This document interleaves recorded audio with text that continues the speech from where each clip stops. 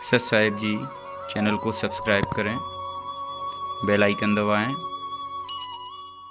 Video share भी करें। नमस्कार दोस्तों, हरियाणा खबरपाश न्यूज़ चैनल में आप सभी का स्वागत है। और आज हम पहुंचे हैं भारत के राज्य हरियाणा का जिला हिसार, जहां चर्चा बनी हुई है बार बार कि संत रामपाल जी महाराज के जो अनुयायी है उनका जो जन सैलाब है वो हर तारीख पर हजारों की लाखों की संख्या में पहुंचता है। तो वहीं उन्हीं के बीच आज जयपुर की राजधानी, राजस्थान की राजधानी जयपुर, जहां से बिलोंग करते हैं एक शख्स हमारे साथ आज इनका लेंगे हम इंटरव्यू। सुनने में आ रहा है कि ये भगवान से मिल के आए हैं, भगवान से इनकी वार्ता हुई है, ब्रह्मा विष्णु महेश के लोकों में भी ये जाकर आए हैं।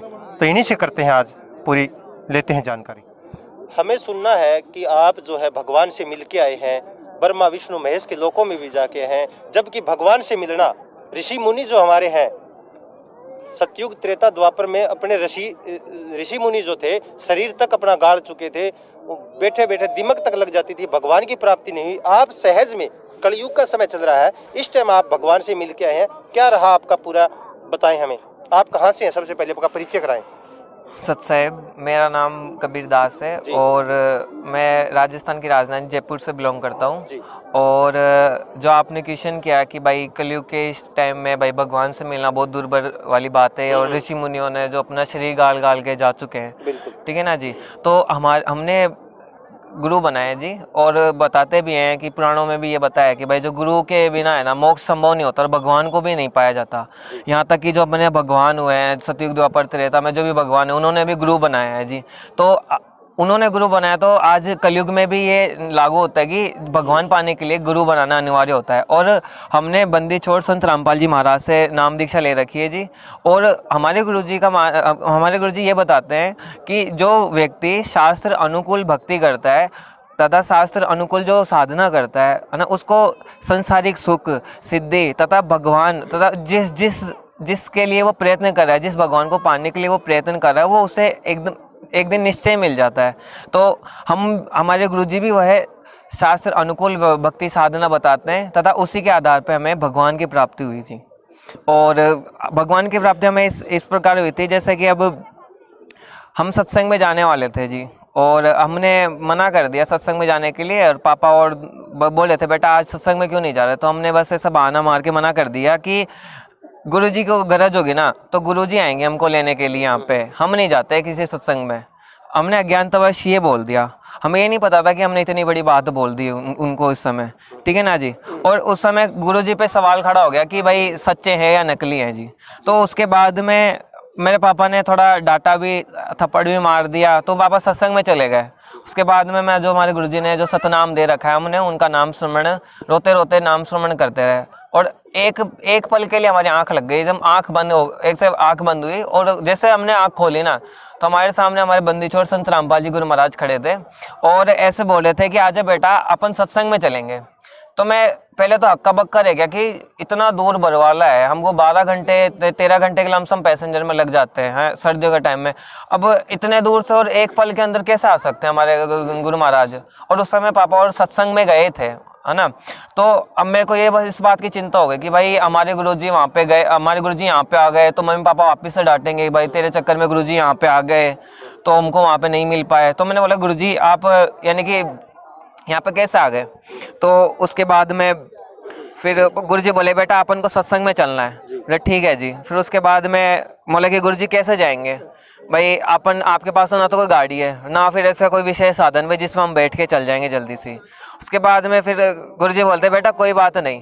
तो गुरुजी ने बोला कि बेटा एक बार सामने देखो। तो हम जैसे आँख मीच कर जैसे सामने देखा ना, तो गुरुजी का जो रूप था ना वो आकाश को छू रहा था, एकदम आकाश को छूने लग रहा था। और उसके बाद में हमारे गुरुजी हमारे को अपनी हथेली पे बैठाया, ऐसे सामने हथेली कर दी है और उस हथेली पे हम बैठ गए, ठीक है ना जी। और उसके बाद में हमारा जो शरीर था जो मृत पड़ा था, एकदम हमारा जो शरीर बताया परमात्मा ने कि देख ले बेटा ये तुम्हारे सामने शरीर रखा है, तुमको कल को ये नहीं लगेगा कि सपना देखा है हमने, पूरी रियलिटी बताई कि शरीर में श्वास चल रही है बट वो अचेतन अवस्था में पहुंच गया है जी। हमने हमारा शरीर देख के फिर हमको विश्वास हो गया भाई हाँ हम सच में यानी पूरा टेट फॉर टेट हमारा हो चुका है जी। उसके बाद में हमारे को गणेश जी के कमल में लेके आए हमारे गुरुजी, डायरेक्ट हम वहाँ पे हमारे गुरुजी वो गणेश जी के लोक में लेके गए हमको। गणेश जी का लोक बहुत सुंदर लोक है, वहाँ पे भी यहाँ की जैसे सृष्टि है, पर यह है कि यहाँ की सृष्टि और वहाँ की सृष्टि में बहुत अंतर है जी। तो यहाँ की सृष्टि में जैसे ये मिट्टी है, वहाँ की सृष्टि में ऐसी मिट्टी नहीं है। वहाँ पे तो सब सोने की रेत वगैरह होती हैं, बड़े बड़े महल होते हैं। अब जो नीचे से जिस हिसाब से वो भक्ति करके जाता है ना, उसको वहाँ उस हिसाब से फल मिल जाता है उनके लोक में। तो हमने उनसे हमारे गुरुजी ने बात कराई, उनको भी हमने देखा। देखने के बाद में उन्होंने ये स्वीकारा कि जो भक्ति, जो साधक शास्त्र विधि को त्याग कर जो मनमाना आचरण करता है ना, वो जन्म मृत्यु में आता है। उनको हम आगे का रास्ता नहीं देते हैं, क्योंकि जो मोक्ष प्राप्ति का रास्ता है ना, वो इनके लोगों से होकर ही गुजरता है। क्योंकि हमको इनका ऋण देना होता है, क्योंकि हमारे शरीर में बने कमलों में जो ये निवास करते हैं ना, तो ये शरीर एक किराए का मकान जैसा हो गया, तो इनका भी हमको ऋण देना है। तो जो इनका ऋण नहीं देता ना, उनको आगे रास्ता नहीं देते, फिर इनको अपने पाप और तथा पुण्य के आधार पर स्वर्ग नरक भोगना पड़ता है जी। उसके बाद में हमको गणेश जी के लोक में लेके गए। गणेश जी से गुरुजी ने बात करी। गणेश जी ने गुरुजी का आदर सत्कार किया, उनको बैठने के लिए आसन दिया।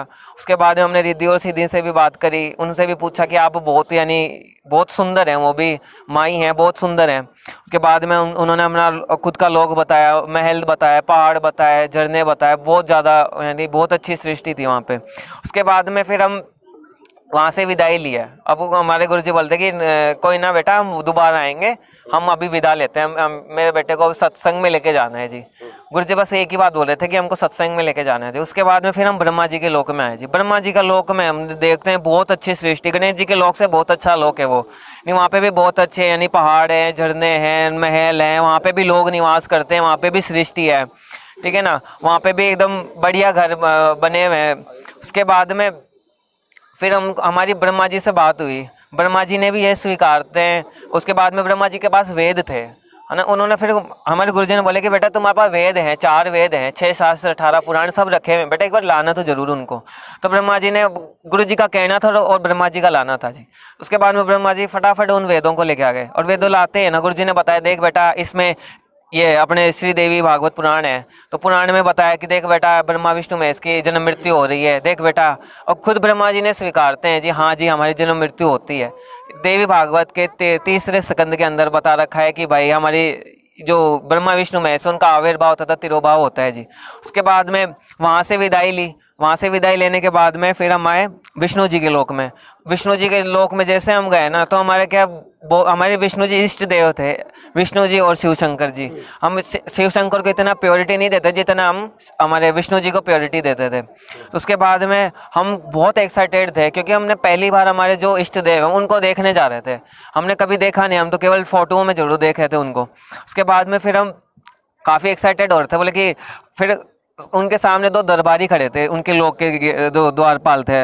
तो उनका हमारे गुरुजी ने आदेश दिया कि बोले कि जा बेटा उनको ऐसे बोल दो कि उनके गुरुजी आए हैं।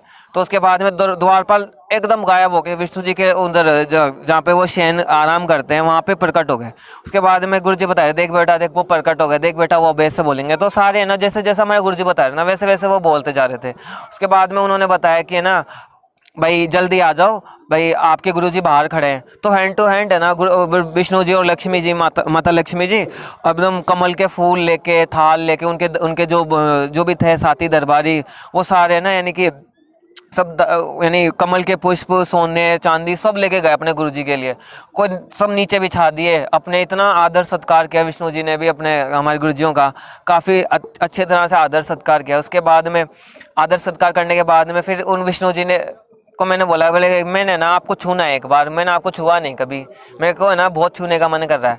तो उसके बाद में गुरुजी का भी दिखाना था एक यानी अच्छा और एक बैड क्वालिटी में फ़र्क दिखाना था। एक बार मैंने विष्णु जी को छुआ एकदम हाथ टच करके, और मैंने छुआ उनको। फिर विष्णु जी बोले बेटा कैसा है, बोले रुको 1 मिनट। फिर मैंने जैसे ना अचानक गुरुजी का हाथ भी छू लिया।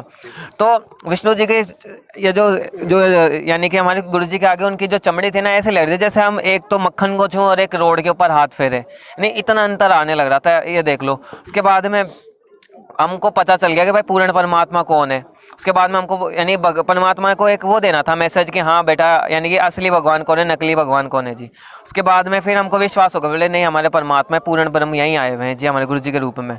उसके बाद में विष्णु जी विष्णु जी के लोक से हमने वहाँ पे विदाई ले ली। फिर उसके बाद में शंकर जी के लोक में आए जी। शंकर जी के लोक में आते जैसे आए ना, तो सामने कैलाश धाम था। कैलाश धाम पे बर्फ़ गिर रहे थे और हमने कभी अपनी लाइफ में बर्फ़ नहीं देखी गिरती हुई। और मैं गुरु जी का हाथ छोड़ दिया, बोला गुरु जी मैं ना, मेरे को बर्फ़ में ना खेलना है, स्नो बॉल बना के खेलना है, आप भी खेलो मेरे साथ। बोले कि बेटा पहले शंकर को आ जाने दो, बेटा शंकर को आ जाने दो, ऐसे बोल रहे थे परमात्मा। उसके बाद में नंदी जी खड़े थे सामने द्वारपाल के रूप में। तो नंदी जी को परमात्मा ने, जैसे नंदी जी ने परमात्मा को देखा ना, उन्होंने दंडवत प्रणाम करे, बोले गुरु जी कैसे हो आप? बोले, गुरु जी ने उनके सर पे हाथ रखा और बोले बेटा मैं तो ठीक हूँ। उसके बाद में फिर नंदी जी अंदर गए। अंदर जाने के बाद में वैसे बोले कि आपके गुरुजी आए हुए हैं। तो शिव पार्वती जी भी आ गए। अब मैं, हमारे तो वैसे वो भी इष्ट देव थे, तो हमने भी उनको देख के बहुत यानी शुक्र मनाया। बोले कि देखो कितने सुंदर दिखते हैं, कितने विशाल का इनका शरीर है, कितना तेजो में, यानी इनके शरीर से भी नूर निकलता है।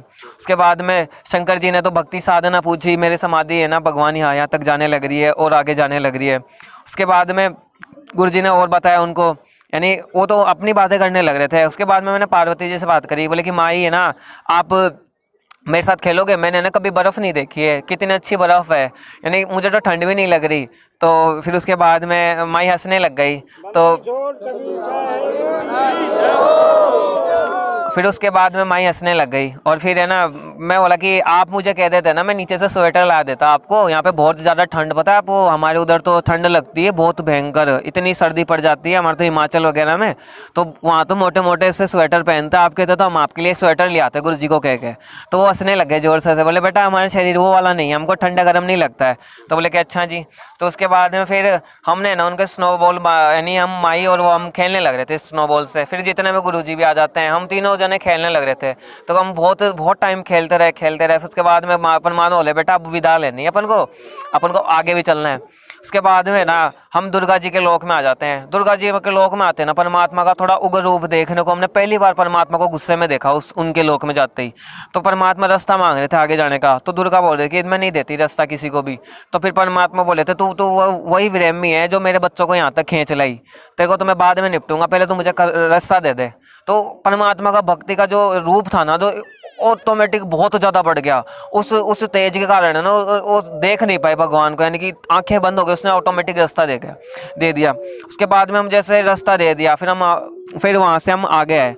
आगे आने के बाद में हम तिरकुटी के पास आ गए। तिरकुटी पे दो रास्ते हैं, एक तो 3 रास्ते आते हैं, एक तो सीधा जाता है, एक उल्टे साइड, एक सीधे साइड। हम उल्टे साइड पे गए। उल्टे साइड पे जाने के बाद में ना वहाँ पे स्वर्ग और नरक आते हैं। तो सबसे पहले परमात्मा ने स्वर्ग दिखाया। स्वर्ग जैसे हम गेट के पास पहुंचे तो वहाँ पे इंद्र के हलकारे खड़े थे। अब वहाँ पे जाते हैं ना, उन्होंने परमात्मा ने बोला कि भाई वो बेटे को बोला कि गुरुजी आए हैं।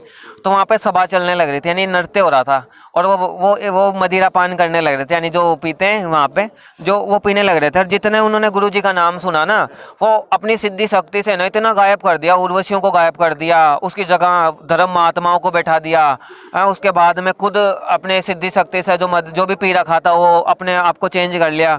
जहाँ जो उनकी जो पत्नी है वो भी सिर के ऊपर, यानी जो पल्ला नहीं डालते अपने इधर जो होते हैं राजस्थान में, जैसे साड़ी पहनते जो, उस टाइप में, जो उन्होंने भी अपनी वेशभूषा चेंज कर ली। तो यानी एक संस्कारी तौर पे बन के आ गए बाहर, ये देख लो। उसके बाद में बाहर आने के बाद में दंडवत करी उनको ना, परमात्मा को बहुत आदर के साथ में ना उन्होंने अंदर लाया। इंद्र ने अपने खुद के सिंहासन में उस बंदी छोड़ संत रामपाल जी महाराज को बैठाया। उनके बाद में वो माई और वो इंद्र भगवान है, दोनों गुरु जी के चरण दबाने लग रहे थे और सेवा करने लग रहे थे। वो दोनों अपने आंसुओं से ना हमारे गुरु जी के पाँव धो दिए उन दोनों ने।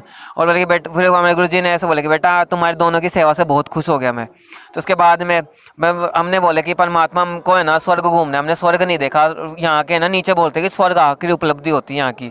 तो हमने स्वर्ग घूमने चाहा, तो परमात्मा बोले बेटा चलो घूम आओ आप। उसके बाद में गुरुजी और हम दोनों साथ ही थे। बोले गुरुजी हम तो आए पहली बार हैं, परमात्मा आप तो आते रहते हो।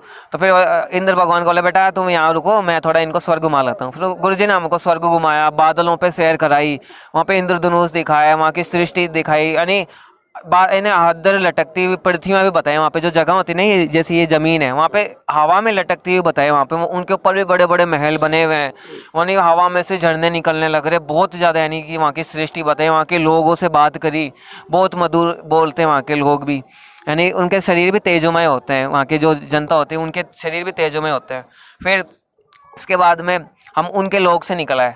ठीक है ना। उसके लोक में निकल के आने के बाद में ना गुरुजी बोले बेटा अब नरक में चलते हैं। बोले ना गुरुजी, मैंने सुन रखा था, मेरे पापा भी बताते थे जब हम हनुमान जी की भक्ति करते थे तब बताते थे पापा कि ना नरक में ना बहुत गलत यानी बहुत खराब काम होता है, वहाँ पे जो सजाएं मिलती हैं बहुत बहुत बुरी सजाएं मिलती है।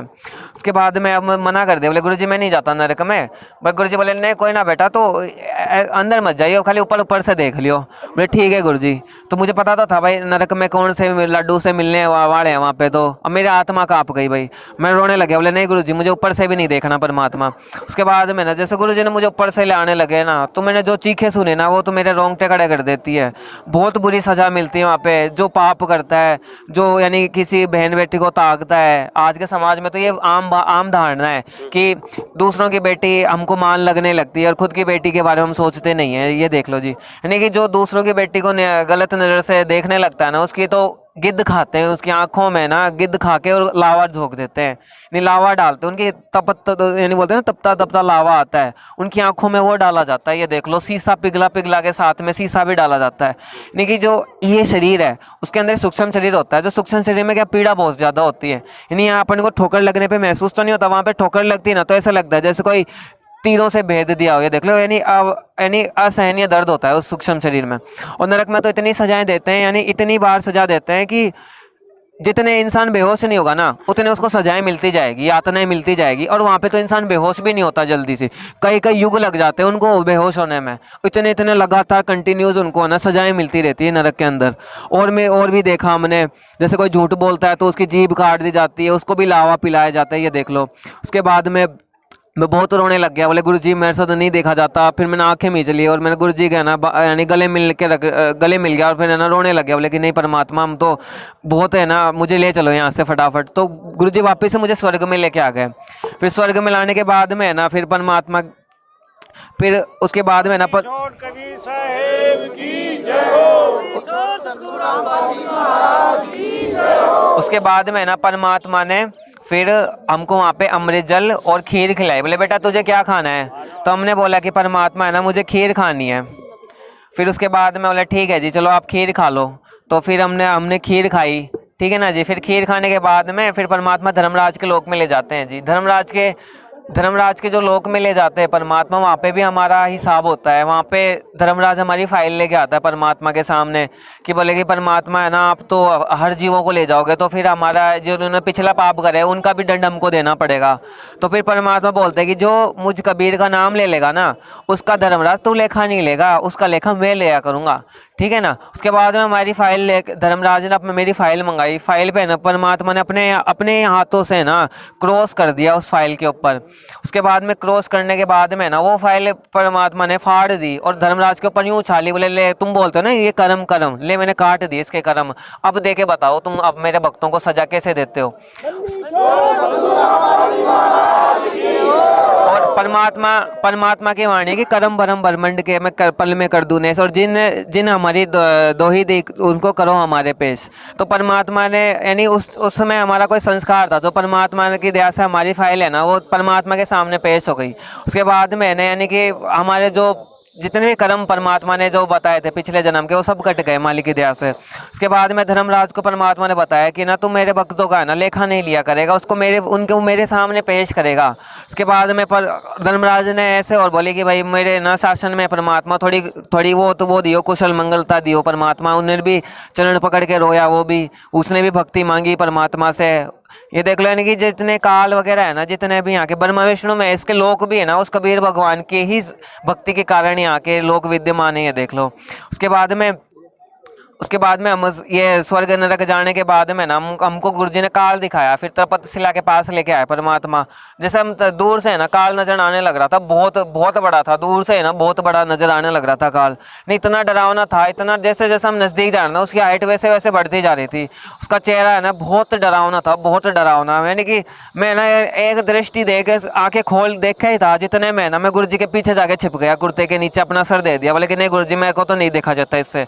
फिर मेरी आंखें बंद हो गई। मैं तो बोला नहीं गुरुजी मैं तो नहीं देखूंगा, इतना डरावना काल दिखता है, ये तो बहुत डरावना काल था ये, देख लो इतनी बड़ी बड़ी भुजाएं थी, सामने ना पत्थर की टुकड़ी, उस पे ना ऐसे जैसे फ्राई नहीं करते कोई चीज़ अपन, जैसे कोई भी चीज़ जैसे अपन सब्जी वगैरह तवे पे फ्राई करते हैं, तो वैसे फ्राई कर रहा था उन सबको। उसके अंदर से ना ऐसे इंसान रखे हुए थे ऐसे, उनके अंदर काला काला कलर का गंध निकल रहा था एकदम से डामर टाइप में, ऐसे पिघलता पिघलता हुआ। उसके बाद में ऐसा एक उनमें जा रहा था, एक कड़ाहा था बड़ा सारा, उस कड़ाहे में सारा गंद जा रहा था और उसके सामने वो बैठा था ऐसे आलती पालती मार के। उसके बाद में फिर वो आलती पालती मार के बैठा हुआ था। उसके बाद में फिर हमने ना देखा बोले कि भगवान बहुत ही ज़्यादा, यानी कि उसमें भी ना वो ऐसे उठा उठा के जीव उस कड़ाहे में डाल रहा था, तो उसको है ना परमात्मा को दिखाना चाह रहा था कि देख मैं तेरे बच्चों को कैसे खाता हूँ। तो उन्होंने ना एक जीव को ऐसे पकड़ा और उसको खाल पूरी पाड़ दिया, उसको नहीं पाड़ के रख दिया, देख लो। और इन गुरुजी ने यूं यूं कर लिया, अपना मुंह गुरुजी ने यूं कर लिया, पर उसके सामने गुरुजी नहीं रोए, उसके आगे गए हम। उसके बाद में थोड़ा एक खाली स्थान से आया, तो गुरुजी ने ऐसे बोले कि मैं कैसे समझाऊँ इनको, यानी कि कुछ भक्ति नहीं करी है, देख लो इन्होंने, ये देख लो। उसके बाद में है ना मैं खुद रोने लग गया, देखो परमात्मा हमको कैसे, यानी कि कैसे ये खाता है और हमको अभी भी नहीं समझ में नहीं आती मालिक। उसके बाद में है ना परमात्मा बोलने लगते हैं, बेटा अब मैं ना धरती पे आ चुका हूँ, बेटा मुझको पहचानो और है ना जल्दी भक्ति करो, सच्ची जल्दी से ना तुम दृढ़ हो जाओ और बेटा सतलोक में आओ, आपका सतलोक में सब भगत है ना आपका इंतजार करने लग रहे हैं वहाँ पे। उसके बाद में मुझे थोड़ी और दृढ़ता आई अंदर से। उसके बाद में ना फिर हम काल के सामने आ गए जी। उसके बाद में परमात्मा ने मुझे आगे कर दिया, उसके बहुत आगे एकदम पास में ले गए। उसके बाद खुद गुरुजी पीछे हो जाते हैं, 4 कदम गुरुजी पीछे चल जाते हैं। पीछे जाने के बाद में ना बोले बेटा तू नाम स्मरण कर ले अब अपना। तो उसके बाद में ना नाम स्मरण करने के बोलने लगा और मेरे को तो उसको देख के इतना डर बन गया था कि मैं नाम स्मरण भी भूलने लग रहा था।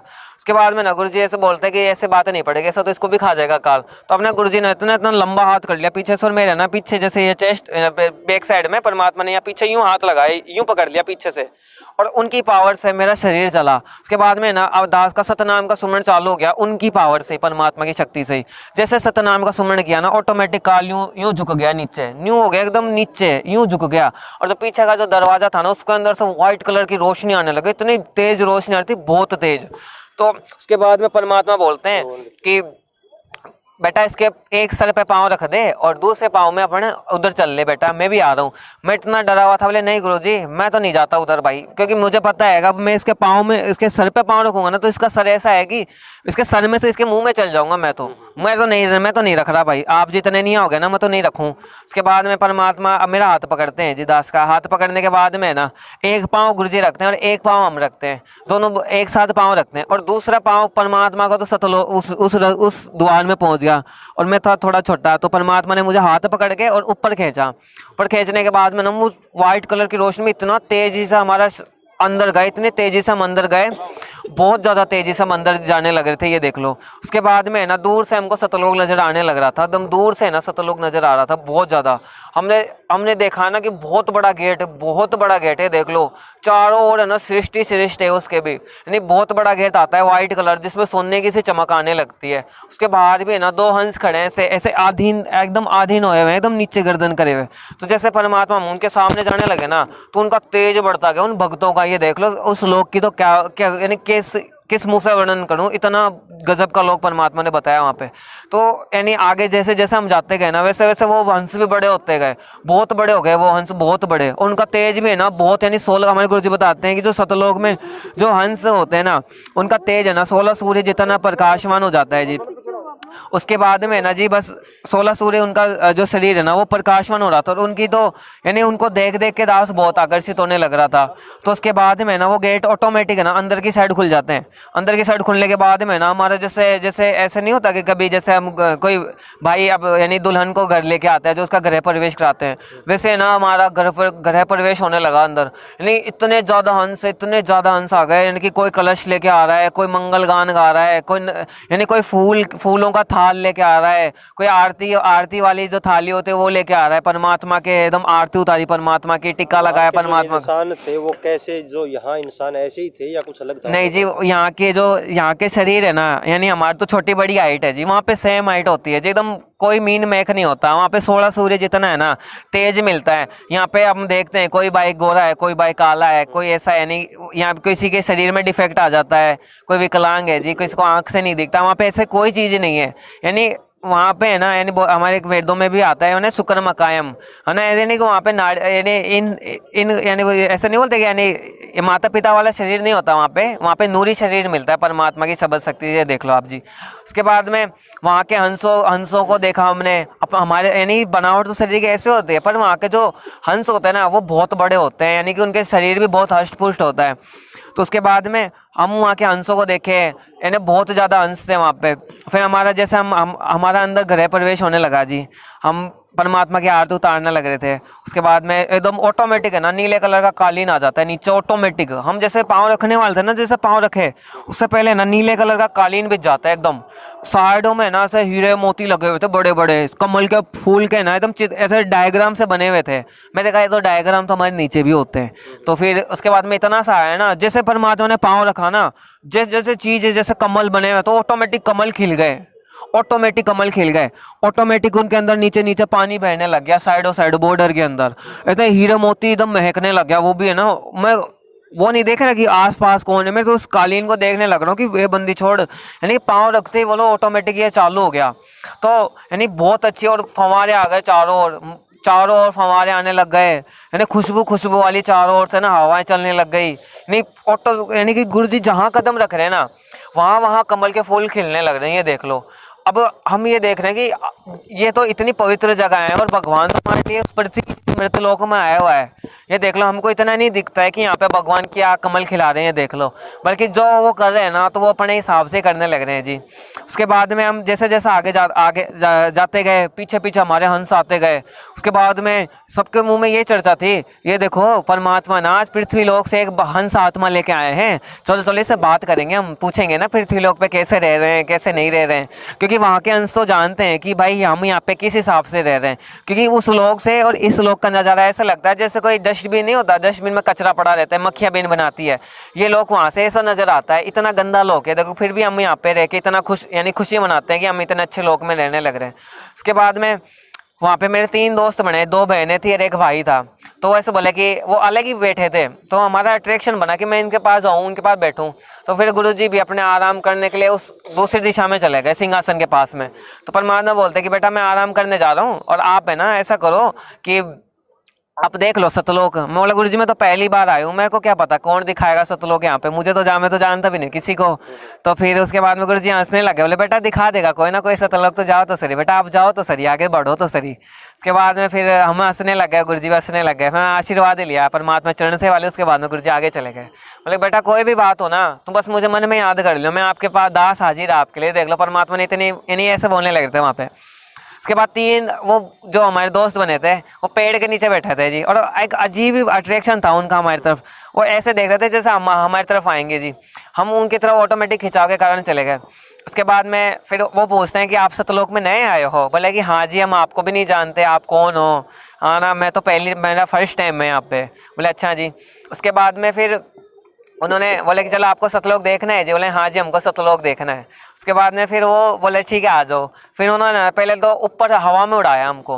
मैं बोला भाई देखो मेरा तो LIC भी नहीं है यहाँ पे, बीमा वगैरह भी नहीं है कि भाई मैं मर-मुरा गया तो भाई मेरे घर वालों को पैसे मिल जाएंगे यहाँ से जी। तो वो बोले भाई यहाँ पे इसकी ज़रूरत नहीं पड़ती है, यहाँ पे तो अजर उमर शरीर मिला है। और मुझे विश्वास नहीं था क्योंकि ज्ञान इतना ही हो रखा था ना। बस उसके बाद में बोले नहीं भाई मैं मर जाऊंगा भाई, मुझे तो फिर गधा बनूंगा, आपको तो कोई दिक्कत नहीं है, आप तो यहाँ पे हमारा शरीर प्राप्त है आपको, तो मैं तो यहाँ पे मरने के बाद मुझे तो मृतलोक में जाना पड़ेगा ना। और मेरी तो इतनी भक्ति भी नहीं है, गुरु जी का सारा नाम भी नहीं मिला कि भाई मैं यहाँ पे सतलोक में भी आ जाऊँ। तो उसके बाद में वो विश्वास दिलाया कि नहीं यहाँ पे जो आ जाता है ना वो अमर शरीर ही होता है उसका। उसके बाद ऑटोमेटिक है ना उन्होंने उठाया, अचानक है ना हवा में उड़ा दिया। और मेरे को कबीर साहिब का कोई नजर ही नहीं आ रहा उस समय। बोले कि हे कबीर भगवान आज मर गया ना तो नीचे गधा ही बनूंगा जाके। बोले भगवान आज यहाँ से बचा ले भाई परमात्मा, आज ही है ना तेरे चरणों में पड़ा रहूंगा परमात्मा, कहीं भी तू कहेगा ना वहीं जो ही करूंगा परमात्मा। फिर उसके बाद में ना कभी ऊपर है ना आकाशवाणी हो, गुरु जी दिख रहे बड़े सारे, एकदम बहुत बड़े दिख रहे हैं, उनका फेस दिख रहा है गुरु जी का। तो बोले भगत उड़ ले आज, कि जितना भी उड़ना है बेटा उड़ ले आज ही मौका मिला है। और ऐसे बोलने लग रहे बेटा आज ही मौका मिला है, फिर कभी देख बेटा मिला है नहीं मिला है बेटा। जैसे आप गए हो ऐसे क्या संत रामपाल जी महाराज के और भी अनुयायी जा सकते हैं सतलोक में? हाँ जी जा सकते हैं जी, क्योंकि वेदों में भी ये प्रमाण है कि जो जो साधक शास्त्र अनुकूल जो भक्ति करता है ना, उसको सब प्रकार से लाभ मिलते हैं जी। जैसे हमारे को ध्रुव का उदाहरण मिलता है, प्रहलाद का उदाहरण मिलता है, मीराबाई का उदाहरण मिलता है, आदरणीय नानक जी हैं, आदरणीय गरीबदास जी, स्वामी रामदेवानंद जी, जितने भी महापुरुष हुए ना, ये जीवित उदाहरण है जी।